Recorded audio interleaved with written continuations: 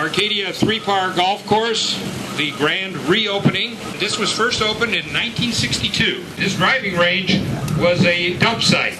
They dug up huge boulders and pieces of asphalt and old tires and all kinds of junk. The golf course itself was a wonderful, fertile orange grove. This golf course is 1,947 yards. Bob Harbick. In 1988, Bob and I were fortunate enough to be first involved in the first contract that was let to American Golf.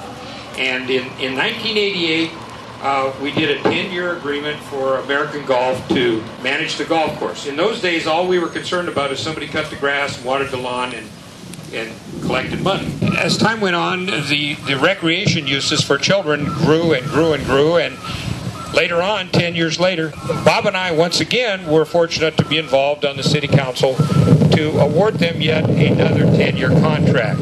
This time around, Bob and I were there again. We're kind of the caretakers of the golf course. And as you know, there was a little heated debate about, there was lots of bids and what have you.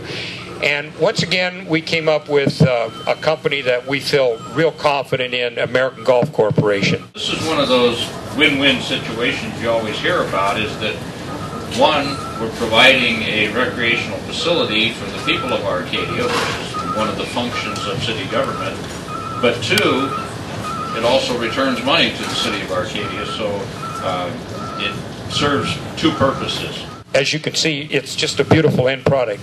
The last time we did a contract with them, the end thing was this tartan turf, this artificial turf. And so we put artificial turf out there in the driving range, and for about 6 months it was the greatest thing since sliced bread. Didn't have to cut it, water it, do anything. And then the weeds start growing up through it, and anyhow, it's very nice to have natural grass again. Also part of their renovation and part of our agreement with them, they built an entirely new training facility. It's got a couple of sand traps. It's got a PGA green built absolutely to PGA specifications. The